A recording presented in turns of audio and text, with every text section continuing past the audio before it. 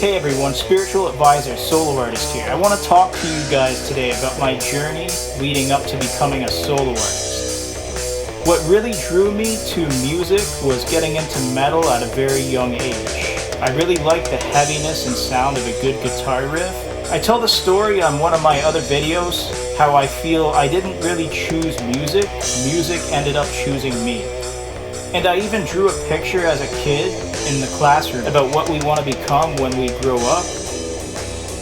So I drew a picture of myself playing drums and I told my teacher, I'm going to be a musician when I grow up. The teacher did not like that. They had a lot to say about me, nothing good, and they always told me I would never be successful at anything I do. But they hung the picture up on the wall anyways. So if you want to talk about people playing a role in my development as an artist, teachers treating me like that was definitely playing a role in me becoming the man I am today. Because they treated me like I was sort of this less than human entity or something, when it was them who thought they were perfect and above me and that they were better than me. Classmates would bully me a lot. I attempted to work with musicians who always gave me half-assed energy and weren't really in it to stick around. That's just another thing that inspired me to become a solo artist. And being in a community who hates to see me win and hopes I fail after blacklisting me and shunning me from the community. That's another thing that really inspires me and drives me to keep going as a solo artist. So these people and places may have played a role in my development, but don't ever say they showed me any bit of support at all. So it's not like in a good way, in my opinion. I tell nobody in my community or even my own family about the music I create. As a matter of fact, I kept quiet about it and started my artist brand from scratch. I didn't tell a single person about this. I think what really sets me apart though from other artists is that a lot of things I wouldn't agree to do. So I'm not that desperate for a record deal, and I realize that I have all the knowledge to write, record, and release my own stuff without having any form of help at all. So I don't really need management the way I see it, and I don't really need a label to release music the way I see it. It's just a matter of whether or not the listener wants to back me up, and I let them make the choice for themselves. Now, I'm not going to give up on music, but I also have my morals, ethics, and integrity which cannot be bought. And if that's a problem for the music business, then I don't have to identify as somebody who is in the music business, because you don't see my contract anywhere on any record deals, do you? No, you do not. So I'll do my own thing, and those guys can do theirs. If anybody has a problem with it, it's not really my concern, because I wasn't competing for a business that doesn't really see value in me or want me the way I interpret it. To me, money isn't everything, but we all need it to survive. And if people like or respect what I'm doing, I allow them to make the decision for themselves. It's entirely up to them. You might hear some of my riffing even being inspired by a lot of the bands we grew up listening to, but because I feel like the business dislikes people like me, I'll never post a cover again, aside from 2 covers I've posted, one on this channel and one on Rumble. I'm never going to do it again, and I always distance myself from the business, and I stay true to doing my own thing.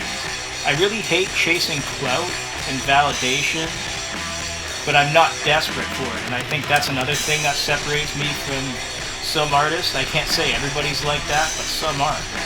And I want to be liked just like everybody else, but I'm not going to bullshit with you guys, and I'm not going to compromise on my integrity, morals, ethics, and personal beliefs. People can take it for what it is. What's really inspired me to write songs are a lot of the experiences I've gone through in my life, and I also might see somebody else having some sort of an experience, and I'll draw inspiration from it and channel that energy to write a song. I also see people hating on me a lot and bullying me, just like I kind of experienced growing up. So now that I'm on the internet, if you want to keep going on the internet, you're nothing new, and I see everybody like that as operating kind of under the same frequency, a one-track, simple-minded type individual. But you could say me transmuting that energy into a song or something is the form of alchemy. So every time a hater talks shit, if they do it for long enough, I might make them famous. by saying what I say without actually saying it, and that's not in a good way. Because I'm generally a very positive guy, and I wish everybody well, especially if you do the same thing I do. But if you're asking for it bad enough, I may potentially decide to clap back. I'm also inspired greatly by spirituality, so some of my lyrics that I'm trying to focus on are more directed towards a positive aspect, faith-based stuff. Yet when I alchemize a hater's energy or speak out against evil into my own form of success, that itself gets a very interesting sort of creative process. How I put a song together usually just starts out with messing around on the guitar, seeing what sort of riffs I can come up with, and if I like something I'll go with it, expand on it, until I feel like it sounds like a finished song. Then I imagine in my mind how the drums would go and I record the drums first. And I only started singing around April of 2025, and I never considered my voice or vocal range to be at all good. It's just so many people talk so much shit about me that it made me realize, wow, that's all these people ever do. Wait till I show them how terrible my vocals can be. So that made me overcome my fear of hoping I don't sound too bad when I sing, and I've been at it ever since. Since starting up my artist brand, I've released a full-on instrumental album, an EP, and a massive tidal wave of rock rap singles focusing on clapback inspired content, just combining my love for rap and metal and hip-hop along with some humor. And there's some clapbacks in those tunes. You could say it's a form of psychological warfare. But going forward, I really want to take my stuff more seriously, and I'm going to do a full-on metal album.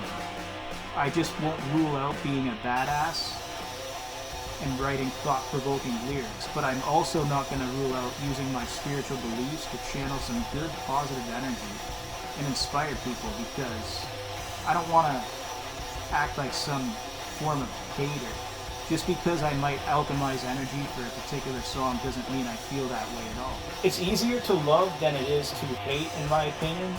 And if you can convince me to hate you, you must be a pretty disgusting individual. But hey, who am I to judge? Usually it's the other way around. People always judging me when I'm nothing but good to them. But I don't have to be good to people, and I can be a prick just as much as they can be a prick to me. So they can talk about me, whether it's a good thing or bad thing, but here I am, everybody. Here I am. And that's the story on how I became a solo artist, where I'm going in the future, and what kind of inspires me to do music and continue pursuing music. Thanks for watching. Until next time, stay tuned for some new videos. My hat's off. I'll see you guys in the next video.